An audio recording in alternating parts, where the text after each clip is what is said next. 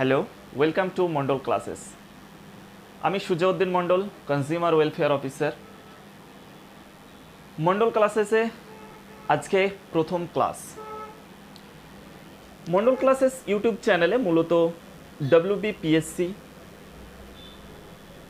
বিভিন্ন পরীক্ষা যেমন WBCS, মিসলেনিয়াস সার্ভিসেস, ক্লার্কশিপ, এছাড়াও ওয়েস্ট বেঙ্গল পুলিশের কনস্টেবল, এসআই, স্কুল সার্ভিস কমিশনের প্রিলিমিনারি এক্সাম, এছাড়াও জেনারেল কম্বাইন্ডের সিলেবাসের ওপর ভিত্তি করে আমরা আমাদের ক্লাসগুলো রাখব। তো আমাদের প্রথম ক্লাসে আজকে যে জিনিসটা আলোচনা করব সেটা হচ্ছে বিভিন্ন পরীক্ষার সিলেবাস। আমরা বিভিন্ন পরীক্ষা দিই, কিন্তু অনেকে সেই সিলেবাস সম্পর্কে ঠিকঠাক ধারণা রাখি না। সিলেবাস সম্পর্কে যদি ঠিকঠাক আমাদের আইডিয়া না থাকে তাহলে আমরা পরীক্ষায় ভালো ফল করতে পারবো না।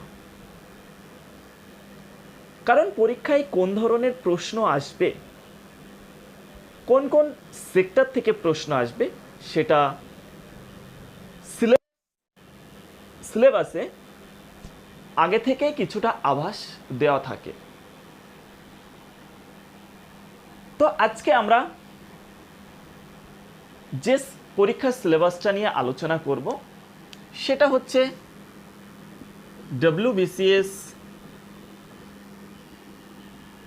এক্সিকিউটিভ অ্যান্ড ETC এক্সাম, অর্থাৎ যেটাকে আমরা সবাই WBCS পরীক্ষা নামে চিনি, যার পুরো অর্থ হচ্ছে ওয়েস্ট বেঙ্গল সিভিল সার্ভিস ব্র্যাকেটে এক্সিকিউটিভ অ্যান্ড এটসেট্রা এক্সামিনেশন। এই পরীক্ষার মাধ্যমে কি কি পোস্টে নিয়োগ পাওয়া যায় সেটা আমরা পরবর্তী কোনো ভিডিওতে আলোচনা করব। আজকে আমরা শুধু সিলেবাস সম্পর্কে জানব। এর পরবর্তীতে আমরা miscellaneous services, clerkship, West Bengal পুলিশের এসআই, কনস্টেবল সহ বিভিন্ন যে পরীক্ষাগুলো আছে সেই পরীক্ষার সিলেবাস সম্পর্কে আলোচনা করব। শুধু সিলেবাসই না, আমরা তারপরে বিষয়ভিত্তিক বিভিন্ন বিষয়কে, অর্থাৎ টপিক ওয়াইজ বিভিন্ন সাবজেক্টগুলোকে আমরা এক এক করে আমাদের এই ইউটিউব চ্যানেলে ভিডিওর মাধ্যমে তোমাদের কাছে দেওয়া হবে। তো চলো শুরু করা যাক। শুরু করার আগে বলবো যে মন্ডল ক্লাসেস ইউটিউব চ্যানেলটা তোমরা সাবস্ক্রাইব করে রেখো এবং ভিডিওতে লাইক, কমেন্ট এবং ভিডিও শেয়ার করে দিও। WBCS পরীক্ষার যে সিলেবাস জানার আগে আমরা একটু জেনে নিই এই পরীক্ষার কটা ধাপ। WBCS পরীক্ষার প্রধানত আমরা তিনটে ধাপ জানি।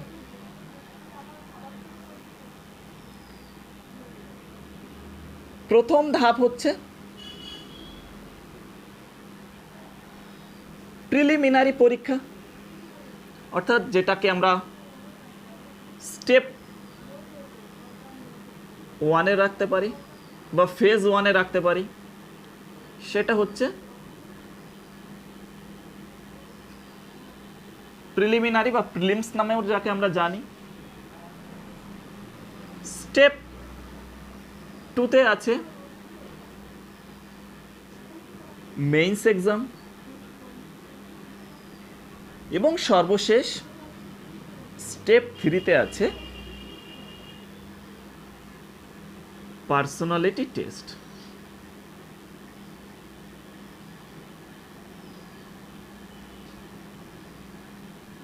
যেটাকে আমরা ইন্টারভিউ বা ভাইভাও বলি, কিন্তু PSC এটাকে বলে পার্সোনালিটি টেস্ট।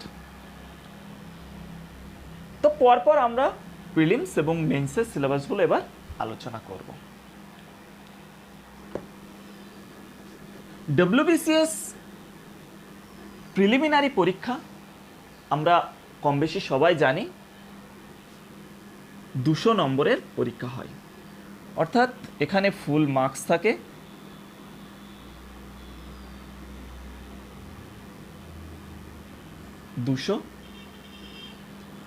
এখানে কোশ্চেন্স থাকে 200টা এবং সময় থাকে 2 ঘন্টা 30 মিনিট।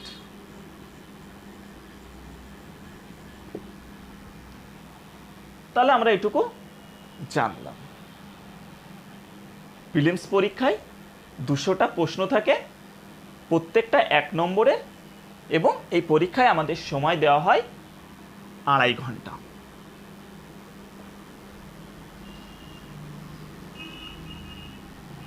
এবার আসবো আমরা প্রিলিমসের সিলেবাসে, অর্থাৎ ডব্লিউবিসিএস প্রিলিমস পরীক্ষায় কোন কোন সাবজেক্ট থাকে। মূলত এখানে 8টা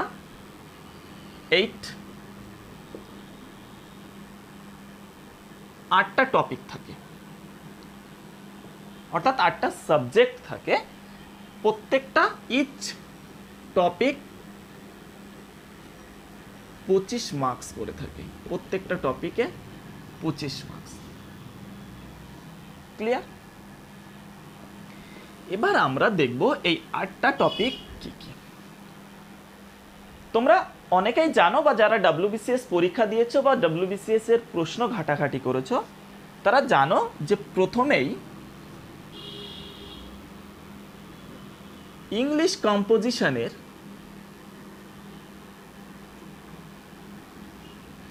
অর্থাৎ যেটাকে আমরা এখানে ছোট করে লিখতে পারি ইংলিশ কম্পোজিশনে কটা কোশ্চেন থাকে? 25টা। এবার এই ইংলিশের মধ্যে কি কি থাকে সেটা একটু পরে বলছি, প্রথমেই 8টা আমরা লিখে নিই। তারপরে ইন্ডিয়ান হিস্ট্রি,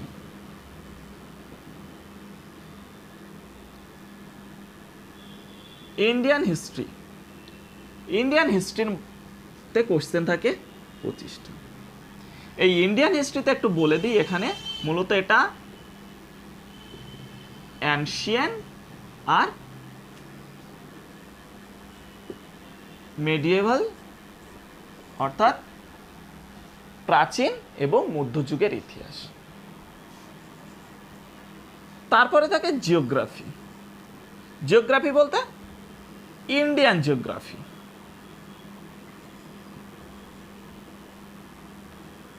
জিওগ্রাফি, এখানেও থাকে 25 মার্কস। এবং এখানে একটা কথা বলা আছে, special reference to West Bengal, অর্থাৎ সাথে সাথে ওয়েস্ট বেঙ্গলের জিওগ্রাফিটাও থাকে এবং তার উপরে বিশেষ গুরুত্ব দেওয়া হয়। 4 নম্বরে থাকে ইন্ডিয়ান পলিটি অ্যান্ড ইকোনমি।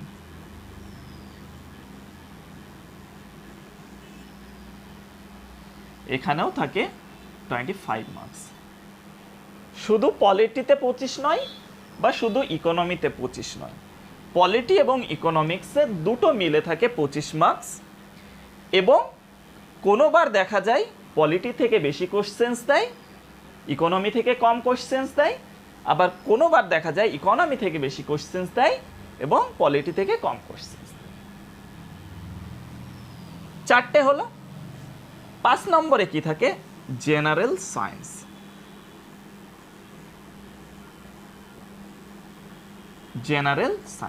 এখানেও 25 মার্কস থাকে, এবং জেনারেল সায়েন্সের মধ্যে কি থাকে? প্রিলিমস এক্সামে না, জেনারেল সায়েন্সে বায়োলজি, ফিজিক্স, কেমিস্ট্রি এবং এনভায়রনমেন্টাল সায়েন্সের কিছু পার্ট থাকে। অর্থাৎ সামগ্রিকভাবে সাধারণ বিজ্ঞান বলতে আমরা যা বুঝি সেটা থাকে। 6 নম্বরে কি থাকে?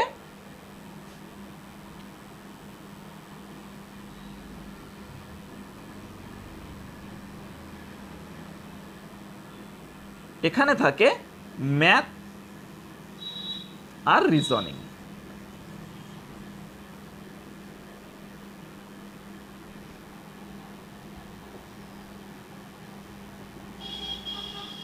এখান থেকে 25 কোশ্চেন্স থাকে। এই ম্যাথ বলতে এখানে মূলত পাটিগণিত থাকে, অর্থাৎ অ্যারিথমেটিকের পোর্শনটাই থাকে। আর এখানে লজিক্যাল রিজনিং যেটা, সেই পার্টটা থাকে। তাহলে আমাদের 6টা গেল। 7 নম্বরে আমরা আসছি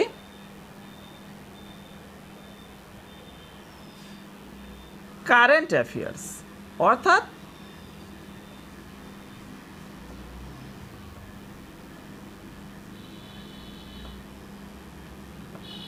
পিএসসি সিলেবাসে যেটাকে বলা হয়েছে important event of national and international importance, অর্থাৎ জাতীয় এবং আন্তর্জাতিক ক্ষেত্রে বিশেষ ঘটনাবলী, সেগুলোই কারেন্ট অ্যাফেয়ার্স। এখানে 25 মার্কস থাকে। তাহলে আমাদের 7টা হলো।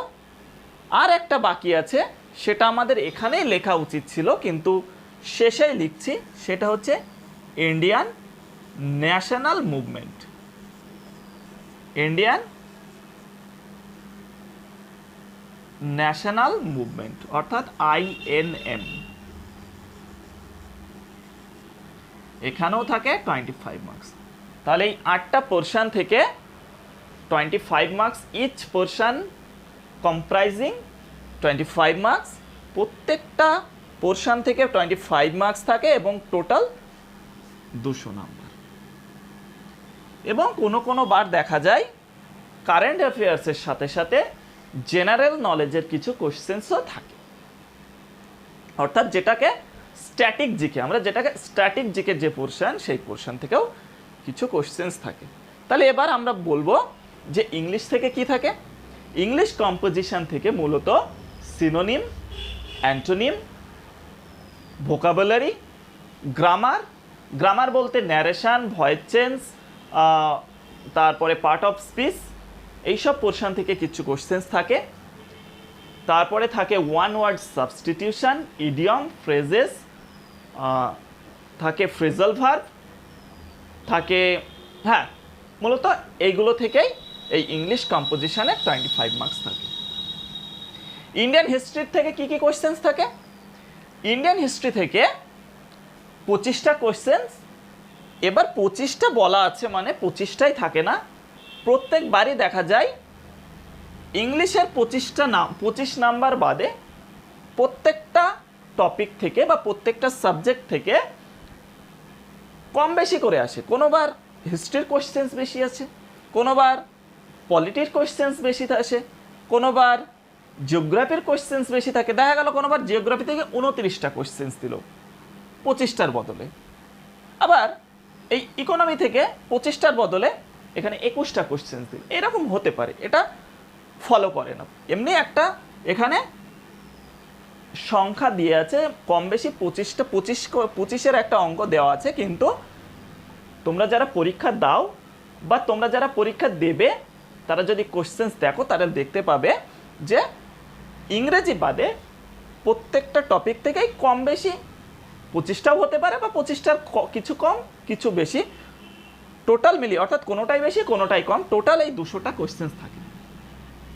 তো এই ইন্ডিয়ান হিস্ট্রির মধ্যে অ্যানশিয়েন্ট পার্টের এবং মিডিয়েভাল, অর্থাৎ প্রাচীন এবং মধ্যযুগের ইতিহাস থেকে এখানে প্রশ্ন থাকে। প্রাচীন এবং মধ্যযুগে কি কি ইতিহাস পাবো আমরা? প্রাচীন যুগে মূলত সেই প্রাগৈতিহাসিক অর্থাৎ প্রাগৈতিহাসিক যুগ থেকে শুরু করে আমরা ভারতে ইসলামের যে আগমন সেই পর্যন্ত অ্যানশিয়েন্ট হিস্ট্রি। এবং তারপরে ভারতের ইসলামের আগমন থেকে ইউরোপীয়দের আগমন পর্যন্ত সময়কালের যে ইতিহাস, সেই মেডিয়েভাল হিস্ট্রি থাকছে সিলেবাসে। এবং তারপরে আসছে, যখন আমরা বলে রাখি এটা, যখন আমরা প্রত্যেকটা subject wise, topic wise video class রাখবো, তখন কোন কোন চ্যাপ্টার পড়বো আমরা, সেটা একটা লিস্ট করে করে আমরা পড়বো বা ভিডিও দেব। এবার আসি ইন্ডিয়ান জিওগ্রাফি।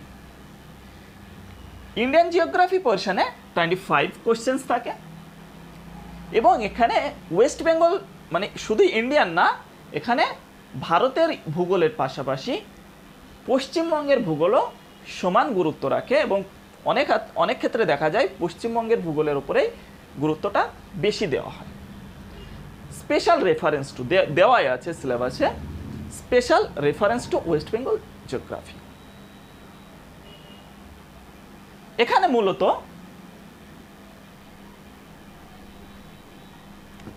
ভারতের জিওগ্রাফির ক্ষেত্রে ভারতের যে ইন্ট্রোডাকশন, অর্থাৎ ভারতের বর্ণনা, ভারতের ভৌগোলিক অবস্থান, ভারতের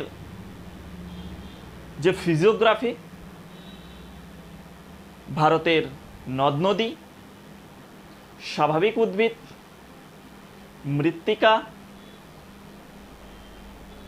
পরিবহন, শিল্প, খনিজ সম্পদ, ভারতের সেচ ব্যবস্থা, ভারতের জনসংখ্যা, এই চ্যাপ্টারগুলো থেকেই কোশ্চেন আসে।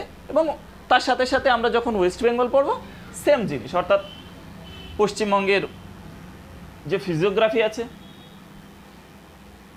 রিভার্স আছে, ন্যাচারাল ভেজিটেশন আছে, এইগুলো পরপর পড়ব। এবার আসছি ইন্ডিয়ান পলিটি অ্যান্ড ইকোনমি। এই ইন্ডিয়ান পলিটি অ্যান্ড ইকোনমি এমন একটা সাবজেক্ট যেটা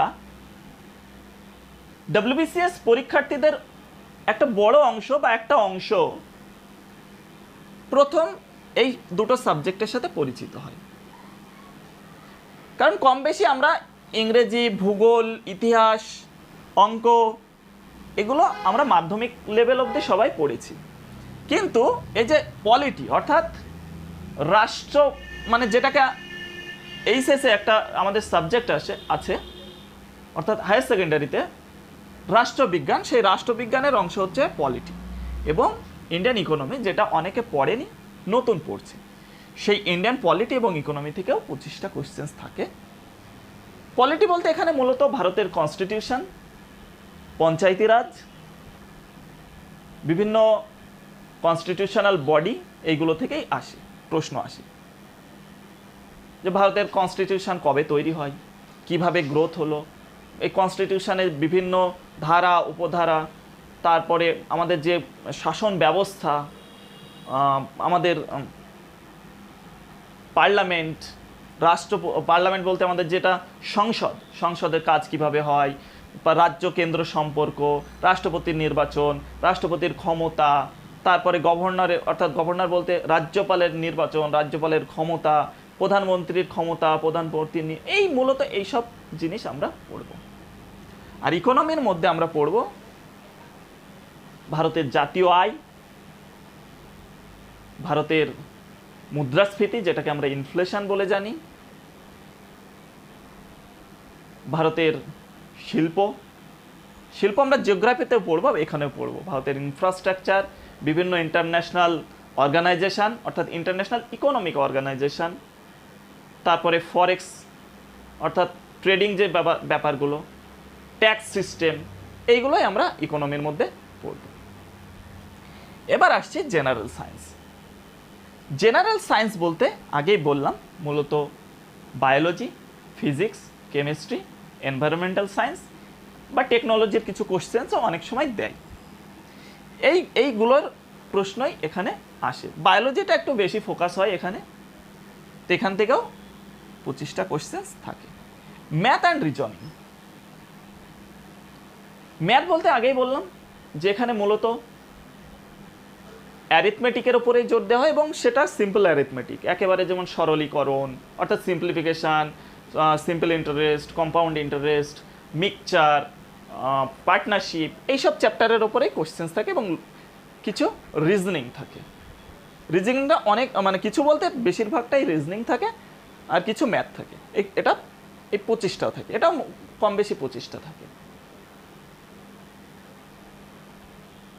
তারপরে আসছে কারেন্ট অ্যাফেয়ার্স, অর্থাৎ দেশে বিদেশে ঘটে যাওয়া গুরুত্বপূর্ণ ঘটনাবলী, এক কথায় এটা বলতে পারি। সেটা বিভিন্ন দেশের, যেমন উদাহরণ হিসেবে বলতে পারি বিভিন্ন পুরস্কার, বিভিন্ন খেলার বিভিন্ন অংশ, মানে বিভিন্ন প্রতিযোগিতা হয় খেলার, সেই প্রতিযোগিতায় কে জয়লাভ করেছে, এইরকম র্যাঙ্ক আছে। র্যাঙ্ক বলতে ভারতের বিভিন্ন রকম র্যাঙ্ক হয়, যেমন HDI আছে, হিউম্যান ডেভেলপমেন্ট ইন্ডেক্স, ভারতের ক্ষুধার যে র্যাঙ্ক অর্থাৎ ইন্ডিয়ান হাঙ্গার ইন্ডেক্স, পাসপোর্টের ইন্ডেক্স, তারপরে এরকম অনেক ইন্ডেক্স আছে। সংবাদপত্রের স্বাধীনতার index, easy doing business index, এইরকম বিভিন্ন ইন্ডেক্সগুলো আছে, সেইগুলো থেকে কোশ্চেন্স আসে। বিভিন্ন স্কিম থেকে কোশ্চেন্স আসে, যেমন ন্যাশনাল হতে পারে, সেটা স্টেটের স্কিম হতে পারে, ন্যাশনাল স্কিম হতে পারে, বিভিন্ন সায়েন্স রিলেটেড কারেন্ট অ্যাফেয়ার্স হতে পারে, নতুন কিছু আবিষ্কার হয়েছে সেই রকম। এইরকম কারেন্ট অ্যাফেয়ার্স যেগুলো আছে সেগুলো থেকেই মূলত এই প্রশ্নগুলো আসে। তারপরে আবার বিভিন্ন নতুন রাষ্ট্রপ্রধান নিয়োগ হলো, বা ভারতের বিভিন্ন পদে নতুন কাদের নিয়োগ হলো, কারা বা কোনো বিখ্যাত ব্যক্তি মারা গেলেন, তাদের তারা কোন ক্ষেত্রে বিখ্যাত ছিলেন, এই ধরনের কোশ্চেন্স কারেন্ট অ্যাফেয়ার্সে দিতে পারে। এবং যেটা আমাদের আগেই লেখার দরকার ছিল বললাম, সেটা হচ্ছে এখানেই লেখার দরকার ছিল ইন্ডিয়ান ন্যাশনাল মুভমেন্ট, অর্থাৎ মানে এটা একটা বেশ ভালো স্কোরিং বলতে পারি। এই ইন্ডিয়ান ন্যাশনাল মুভমেন্টের উপরে 25টা কোশ্চেন্স থাকে। অনেক সময় দেখা যায় ইন্ডিয়ান ন্যাশনাল টোটাল ইতিহাস থেকে 50টা কোশ্চেন্স থাকে, তার মধ্যে অ্যানশিয়েন্ট এবং মেডিভাল থেকে 25টা এবং ইন্ডিয়ান ন্যাশনাল মুভমেন্ট থেকে 25টা। অনেকাংশে দেখা যায় এটার উপরে ফোকাস কমিয়ে দেয়, এখানে 25টার কম থাকে এবং ইন্ডিয়ান ন্যাশনাল মুভমেন্টের উপরেই বেশি কোশ্চেন্স থাকে। ইন্ডিয়ান ন্যাশনাল মুভমেন্ট বলতে আমরা 1857 পর থেকেই আমরা ধরতে পারি, সেটা 1857 সিপাহী বিদ্রোহের পর থেকেই আমরা যদি ধরতে পারি। সেখান থেকে শুরু করে জাতীয় কংগ্রেসের গঠন, নরমপন্থী যুগ, চরমপন্থী যুগ, বঙ্গভঙ্গ, স্বদেশী আন্দোলন, এইগুলো থেকে শুরু করে বিভিন্ন মিলিটেন্ট যে অর্গানাইজেশন সেইগুলো, স্বরাজ্য পার্টি, হোম রুল মুভমেন্ট, আইন অমান্য আন্দোলন, তারপরে ভারতের রাজনীতিতে গান্ধীজির আগমন, গান্ধীজির বিভিন্ন রাজনৈতিক আন্দোলন, বিভিন্ন সত্যাগ্রহ,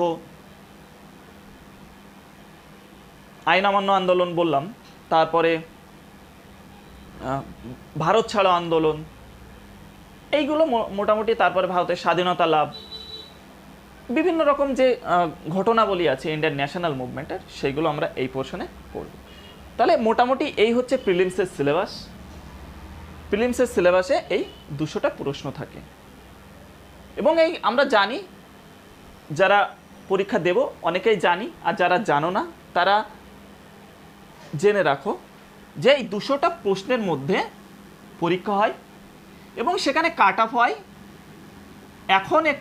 এখনকার হিসেবে যদি বলি 125 থেকে 130। এটা হচ্ছে জেনারেল ক্যাটাগরির কাট অফ মূলত 125 থেকে 130, এর বেশি এখনো পর্যন্ত হচ্ছে না, এর কমও হয়েছে। 2016তেই যেমন 90-র আশেপাশে ছিল, 90-এর আশেপাশে ছিল, আবার রিসেন্ট এটা 126 ছিল। তো সেই হিসাবে বলতে পারি মোটামুটি 100।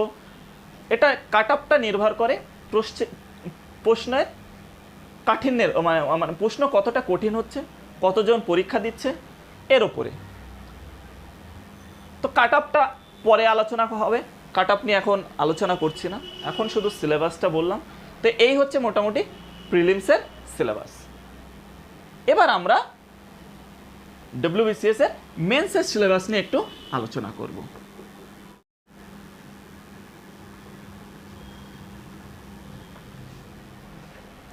ডব্লিউবিসিএস মেন্সে 6টা পেপার থাকে। কটা পেপার থাকে? 6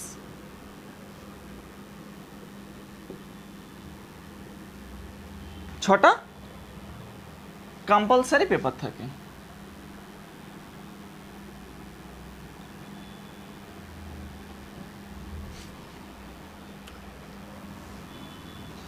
পেপার 1, পেপার 2, পেপার 3, পেপার 4,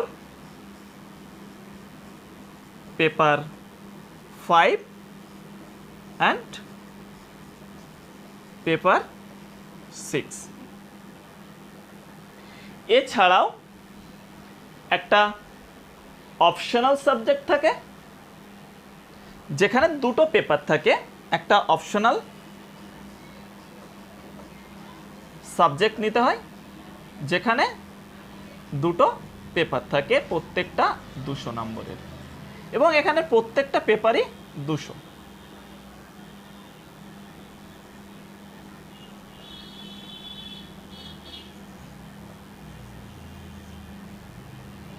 এই 6টা পেপার যারা ডব্লিউবিসিএস সি গ্রুপ এবং ডি গ্রুপ শুধু এই দুটোর জন্য দিতে চায়, তারা এই 6টা পেপার দেবে। এবং যারা এ বি সি ডি 4টে গ্রুপই দিতে চায়, তারা এই তাদের এই অপশনাল সাবজেক্টটাও নিতে হবে, যেখানে দুটো পেপার থাকে 200 200 400 নম্বরের।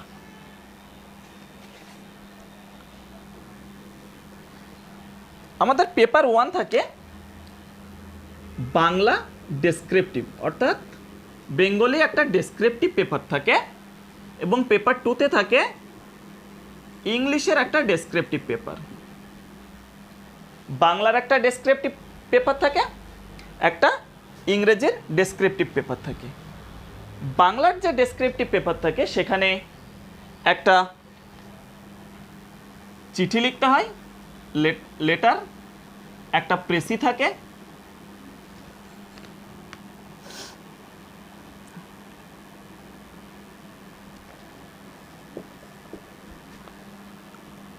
এবং একটা ট্রান্সলেশন থাকে,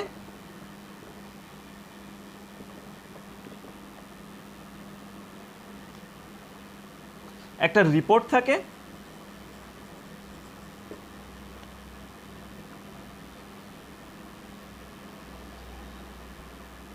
এই 4টে 50 নম্বর করে, 4 5 20। বাংলায় যেটা থাকে ইংরেজিতেও সেম, অর্থাৎ বাংলায় থাকে একটা চিঠি, একটা প্রেসি অর্থাৎ ভাবার্থ, অর্থাৎ বড় একটা কোনো প্যাসেজ থাকবে, তার ভাবার্থটা ছোট করে লিখতে হবে। একটা ট্রান্সলেশন থাকে, অর্থাৎ যেটাকে বলি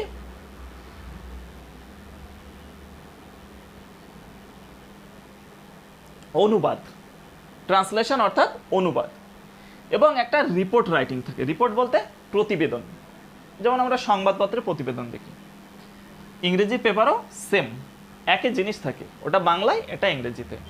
আর এই ট্রান্সলেশনটা বাংলা থেকে ইংরেজি, আবার এখানে ইংরেজি থেকে বাংলায়।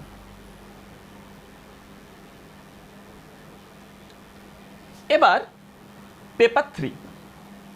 পেপার 3তে এখানে প্রত্যেকটা এবার দুটো করে, মোটামুটি দুটো থাকে। পেপার 3তে থাকে জেনারেল স্টাডিজ 1, অর্থাৎ এটাকে জিএস 1ও, পেপার 3টাকে জিএস 1ও বলা হয়, এটাকে বলা হয় GS 2, GS 3 and GS 4। General studies 1 2 3 4। GS 1-এর ভিতরে থাকে হিস্ট্রি, ইন্ডিয়ান হিস্ট্রি, যেটা ইন্ডিয়ান হিস্ট্রি অর্থাৎ অ্যানশিয়েন্ট, মেডিভেল আর মডার্ন, অর্থাৎ Indian national movement, ancient India, medieval India, টোটালটা থাকে। এর সাথে সাথে থাকে ইন্ডিয়ান জিওগ্রাফি, এর সাথে থাকে ইন্ডিয়ান জিওগ্রাফি, সাথে ওয়েস্ট বেঙ্গল। এখানে 100, এখানে 100। এই গেল জেনারেল স্টাডিজ 1। এবার জেনারেল স্টাডিজ 2, জেনারেল স্টাডিজ 2 যেখানে থাকে সায়েন্সের পেপার, জিএস পেপার 2 বা আমরা পেপার 4 যেটাকে বলছি, জিএস 2 বা পেপার 4, সেটাই থাকে সায়েন্সের পেপার। এখানে সায়েন্সের পেপার বলতে physics, chemistry, biology, environmental science, science and tech, এরকম একটা পেপার থাকে। এবং এর সাথে সাথে কারেন্ট অ্যাফেয়ার্স, জিকে, অর্থাৎ স্ট্যাটিক জিকে, কারেন্ট অ্যাফেয়ার্স এবং স্ট্যাটিক জিকে। মূলত এখানে ধরা হয় এখান থেকে 100 নাম্বার এবং এখান থেকে 100 নাম্বার। এবার পেপার 5 বা জেনারেল স্টাডিজ 3, এখানে দুটো পার্ট থাকে। একটা হচ্ছে ইন্ডিয়ান পলিটি, কি কি থাকে সেটা তো আগেই বললাম, এবং ইন্ডিয়ান ইকোনমি। ইন্ডিয়ান পলিটির মধ্যে যেমন কনস্টিটিউশন থাকছে, পঞ্চায়েতি রাজ থাকছে, বিভিন্ন কনস্টিটিউশনাল বডি থাকছে, কনস্টিটিউশনাল রিফর্ম থাকছে। সেখানে ইন্ডিয়ান ইকোনমিতে থাকছে ব্যাংকিং, 5 ইয়ার প্ল্যানিং।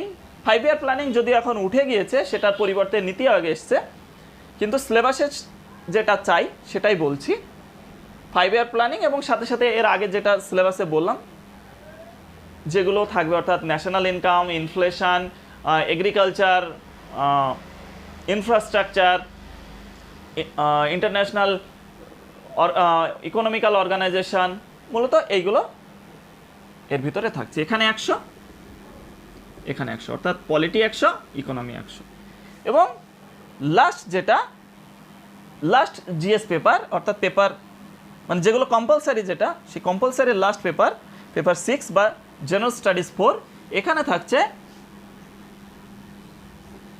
ম্যাথ আর রিজনিং। ম্যাথে থাকছে 100টা কোশ্চেন্স, রিজনিংও থাকছে 100টা কোশ্চেন্স।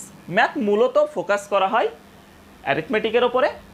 অ্যারিথমেটিক ছাড়াও এখানে ট্রিগোনোমেট্রি অর্থাৎ ত্রিকোণমিতি, পরিমিতি, এই কোশ্চেন্সও দেওয়া হয়। এবং রিজনিংয়ের 100টা কোশ্চেন্স এখানে থাকে। টোটাল এখানে 1 2 3 4 5 6, 6 গুণ 2 অর্থাৎ 1200। এখানে কম্পালসারির 1200 মার্কস থাকে। এবং এখানে বলে রাখি, ডব্লিউবিসিএস পরীক্ষার ক্ষেত্রে প্রিলিমসের নাম্বার কিন্তু কাউন্ট হয় না। প্রিলিমস শুধুমাত্র এলিমিনেশনের জন্য প্রিলিমস নেওয়া হয়। মেন্সের নাম্বার থেকে শুরু হয় কাউন্টিং। মেন্সের এই 6টা কম্পালসারি পেপারের নাম্বার কাউন্ট হয়, সাথে সাথে এই অপশনাল একটা পেপার থাকে যেখানে অপশনালের নাম্বার কাউন্ট হয়।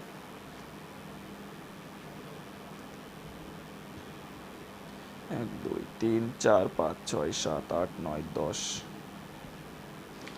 এবং বেশ কিছু অপশনাল সাবজেক্ট রয়েছে। সেই অপশনাল সাবজেক্টের মধ্যে যে কোনো একটা চুজ করা যায়, যেখানে সাহিত্যের মধ্যে আছে বাংলা, ইংরেজি, হিন্দি, সংস্কৃত, পালি, আরবি, পার্সিয়ান, ফ্রেঞ্চ, উর্দু, সাঁওতালি। এছাড়াও আছে agriculture, animal husbandry and veterinary science, anthropology, botany, chemistry, mathematics, civil engineering, commerce and accountancy, economics, electrical engineering, geography, geology, history, law, management, mechanical engineering, medical science, philosophy, physiology, physics, political science, psychology, sociology, statistics এবং zoology. এই optional সাবজেক্টের মধ্যে সবথেকে যেগুলো জনপ্রিয় সেগুলো মানে এখন জনপ্রিয় সেগুলো হচ্ছে ইতিহাস, অ্যানথ্রোপোলজি, সোশিওলজি, সাইকোলজি, জিওগ্রাফি, মূলত এইগুলোই সবথেকে বেশি জনপ্রিয়। এছাড়া যার যার নিজের সাবজেক্ট তারা চুজ করতে পারে, চুজ করে, সেটা সম্পূর্ণ তার নিজের উপরে ডিপেন্ড করে যে সে কোন অপশনাল সাবজেক্টটা নেবে। মূলত এইগুলো আছে, এগুলো থেকে যে কোনো একটা চুজ করা যায়, ফর্ম ফিল আপের সময় সেটা চুজ করা যায়।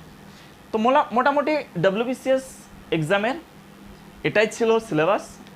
আর পার্সোনালিটি টেস্টের জন্য কোনো দিন সিলেবাস হয় না, যে কোনো বিষয় থেকে। পার্সোনালিটি টেস্ট মানে হচ্ছে ব্যক্তিত্বের পরীক্ষা, সেখানে নির্দিষ্ট কোনো সাবজেক্ট থেকেই প্রশ্ন করবে এরকম কোনো ব্যাপার থাকে না, সুতরাং সেটা সিলেবাস নেই।